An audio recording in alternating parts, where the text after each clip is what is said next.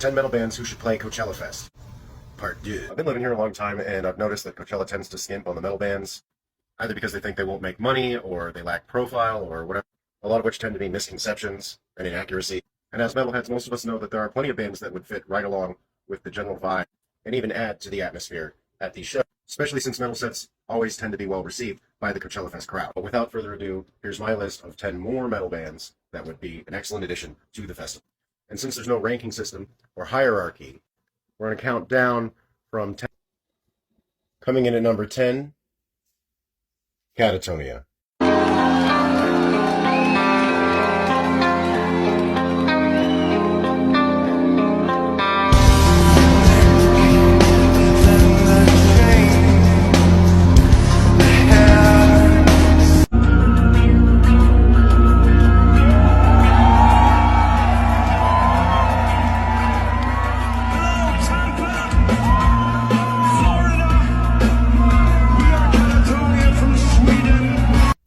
Catatonia is a huge fixture in the Swedish progressive metal scene, along with bands like Opeth and Edge of Sanity, who began incorporating Swedish death metal and Norwegian black metal into their progressive rock sound in the late 80s, early 90s. One of the things you might notice from that video is he does not use typical metal vocal.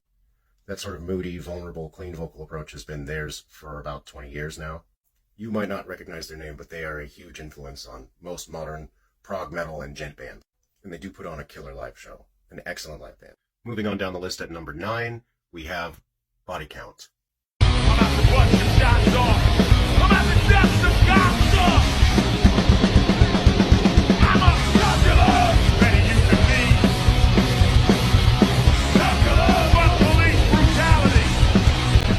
Why, yes, that is rapper and actor extraordinaire Ice-T on vocal.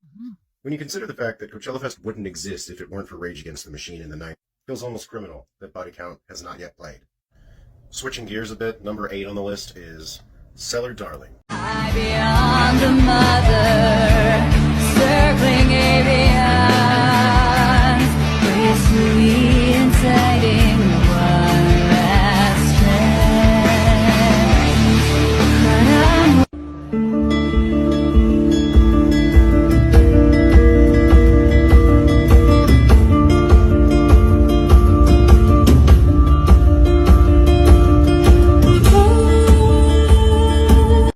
Cellar Darling is a very unique band, kind of difficult to describe. It came out of the band Eleviti, the folk metal band, or Helvetia, I'm not really sure how to pronounce their name, from Switzerland, and that's where some of their musical leanings are, but they're also sort of doom-oriented and very influenced by like 60s psychedelic rock. It's hard to kind of place what they are, but they're definitely on the heavy side, and they're definitely a good fit for this festival. Plus, they seem to be blowing up lately, like faster and harder than the band that they came from. For lucky number 7, we're going with Dune from the UK.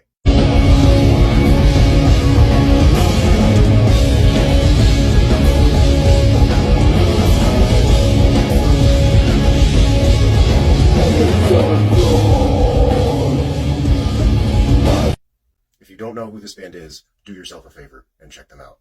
They are incredible. Like one of my favorite metal bands from the past 10 years. Past, I don't know how long, 10 years.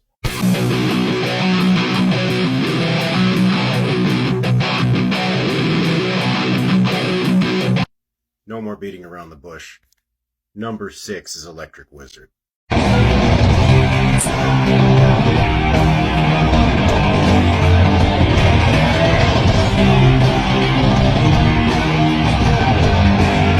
Hey kids, you like music that sounds like drugs? If you're going to Coachella Fest, you probably do. This band sounds like drugs. Like lots of drugs. Like a lot of drugs.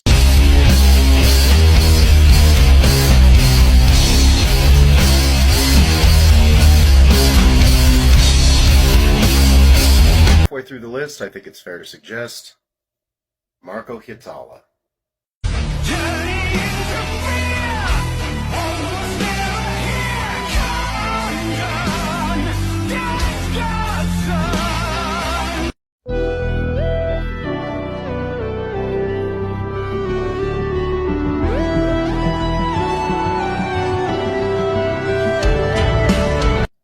If you're a night Wish fan, you've probably heard the name before. He used to play bass for them. He played bass and sang for a band in the 80s with his brother called Taro, or Tarot as they call it. Very recognizable face in European metal.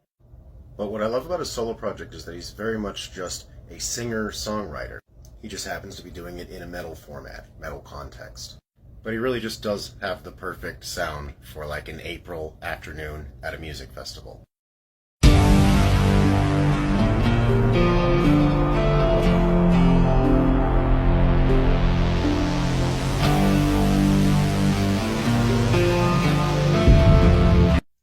The fourth band, Orphan Land.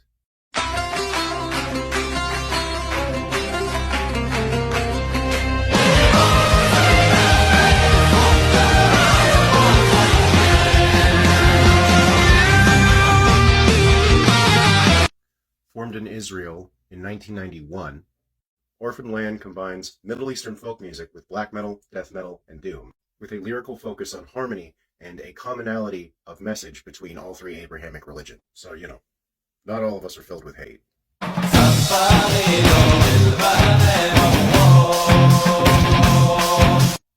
Number 3 is going to be Insomnium for me.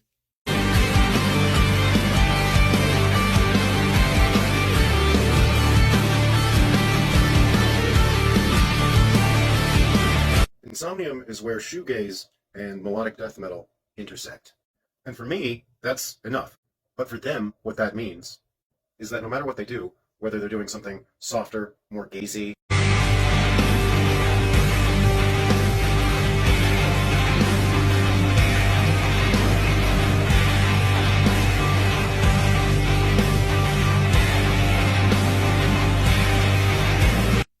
or when they're doing something heavier and more death metal.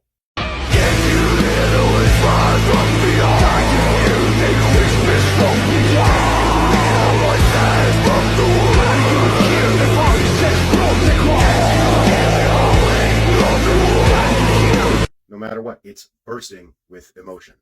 Feeling flows from their music like a river into the sea. I'm like, what do you want to do? Go to a show and not feel something? Do yourself a favor and peep some Insomnia. Counting down to number 2, we have Myrkur. Or Mirker, or whatever the fuck. I don't know how to pronounce her name, but her music is awesome.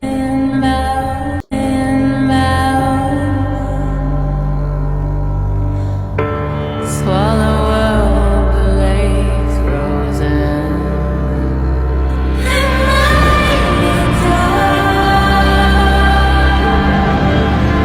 Every Coachella Fest girl in a feathered headdress is going to feel like Florence Pugh at the end of Midsummer, or whatever, you know what I'm saying.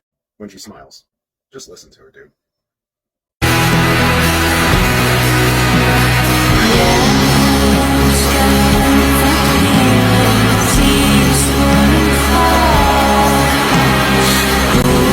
And finally, the last band requires no introduction.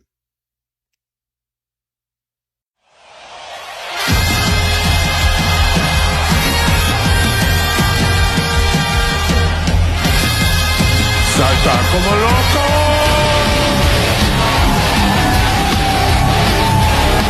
Why should Rammstein play the Coachella Fest? Why the hell have they not?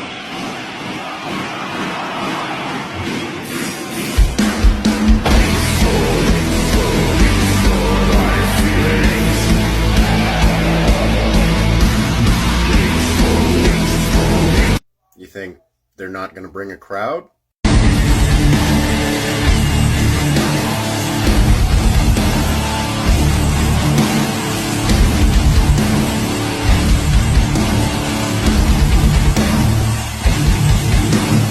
You nervous that nobody's gonna get it? Und dann reißt ich der Puppe den Kopf ab.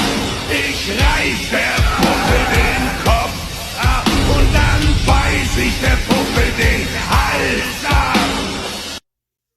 Maybe it's time you fucking grew up.